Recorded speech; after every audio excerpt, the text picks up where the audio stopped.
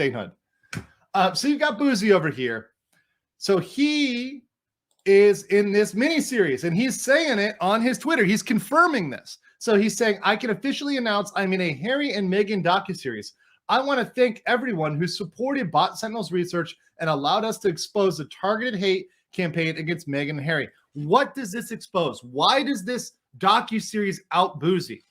Bouzy has always insisted that he's never been in the employ of either Amber Heard, which we know is a lie, or Meghan Markle. This is outing that he indeed is in the employ of them, is allied with that camp, has been making money off of this, has been tied into this. If he wasn't, he wouldn't be in this series in the first place. This just shows that link being there. And he's not just anybody. He's not a random dude. He's a guy who made money off this, who presented himself as a person who can show targeted hate, saying, hey, look, I'm going to be able to present this data, and I'm going to be able to show that, yes, this is white people. This is angry white people, and I'm going to be able to give you this data, and this data actually says this. Of course, we all know it's vaporware. We all know it's bullshit. We all know it's lies. Because the coalitions against both Chris Bouzy and Meghan Markle are quite diverse. The people who do not like these people are quite diverse. And what happens when it's a person like Nate the lawyer who comes and stands up to Chris Bouzy? What do they get called? An Uncle Tom. They get Candyland memes from Django. That's what happens. That's what happens. So this has always been a false narrative. It's always been bullshit. And I'm glad. I am fucking glad that this is exposing this. And it also exposes Bouzy's poor behavior, because people are outing this, that he's made horrible comments about Kate and William, right? He's gone out there and say, oh, they're aging in banana years. They're ugly as fuck. Look at me. I'm good looking and they're ugly. That's literally something that this guy did. He went out there and said, I'm so good looking and they're ugly, as if that was relevant somehow. I don't understand. So anyways, we're going to be back on the Bouzy Bucks, guys. If you guys, forgot about that, we're going to be back on it. And yes, I do agree with Yellow Flash here. Woke whites are the worst. But guess what? We have a patented method, TM, called grifting off your woke whiteness. And we're going to do it. So shout out to all the other creators that are going out and that are exposing this, that are going to be calling this out. I know Nate's going to have more developments on his lawsuit. So that's going to be a big thing. But shout out to everybody that's out there exposing this and calling these people out. Calling these woke white people out that are funding Bouzy going from grift to grift to grift to grift. Tongue is Fun says, if I become a lawyer, will I get the girls? That's funny. That reminds me of Aaron Clary. Will I get the girls? Oh God, do not obsess about getting the girls. Obsess about becoming better at life and becoming a better person than a person like Chris Bouzy, because it's not that hard to build a good business. It's not too hard to build a good business. If you're out there doing the work, like people like Dragon's Treasure Tea, like Laudner Clips, who says, I'm too based. I was pre-blocked before the Nate lawsuit. If you're out there building good channels, which are kind of like little businesses, you're going to be fine, guys. There's room for everybody. There's room for everybody. Speaking of which, while I'm on this topic, actually, let me finish this before. So he's got a new grift with Meghan Markle. He's going to be pumping Meghan Markle. But one other thing he's doing is he is starting a new social media platform.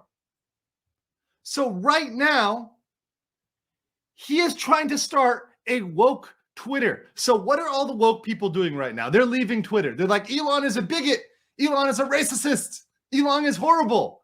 So he is trying to start in 57 days, 5 hours, 16 minutes, and 48 seconds. It's an old screenshot, so this ticker has passed. He's trying to start a woke Twitter called Spoutable. This is his next grift. Also, good night to the baby mine, and you got to go. So thank you for dropping in. Max Miro, welcome to the chat. Good to see my favorite Asian. Maybe over in Japan very soon. I'll talk to you. I'll talk to you. But he went in. He went all in on the whale. What's the brand? What's the brand that uses the whale? I forget. What's the brand that uses the whale? There's like a popular brand that uses the whale. It's something like some Northeast brand. I forget. It's messing with my mind right now. But anyways, yeah, whales. So this is definitely a platform for the whales. So here we go.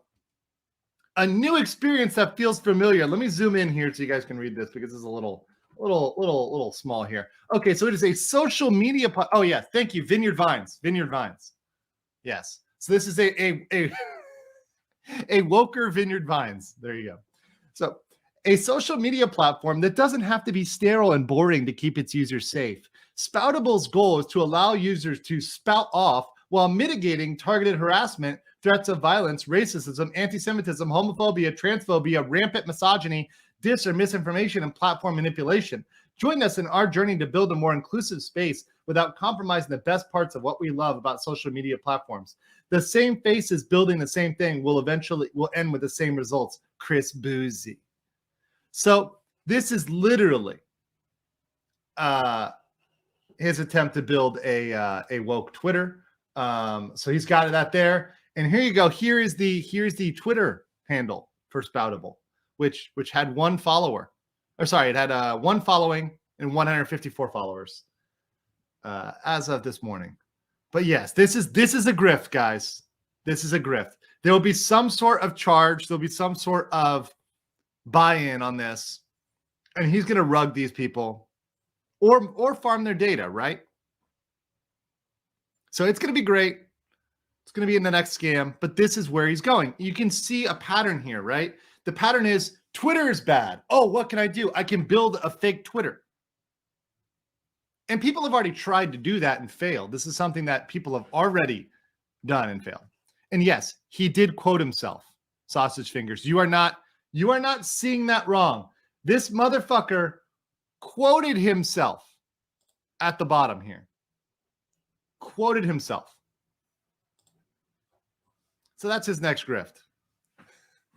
So this is just, it's literally outing him. All these things are outing him. But yeah, KTG says right here, totally data farming op. He ran a crypto scam before. Exactly. He just knows that there's money in data. Yeah. Be sure to enter all your private info during registration. Nod. Exactly. You know, so if it's free, because nothing's free, if it's free, then you are the product, my friends. Remember, if something is free, then you are the product. Your data is the product. Just understand that. Oh, I have some tips over here on locals. Let me get to those. Two from Crusader Saracen. He asked, who's worse, Meghan Markle or her prince of simps who listens to her? My shoe commands more respect than all those pissants. I would say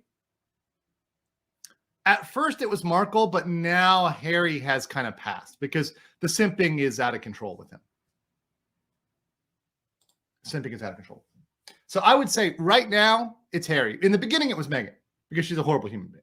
But when you're out there, somebody who's enabling that, who's allowing this to happen, who's weaponized that, who's turned this, they've done the thing like turning the bug, the C bug, lethal in the Massachusetts laboratory. That's like what she did. That's what Harry did, right? She was already a problem before this, but now she's weaponized. She's like weaponized anthrax.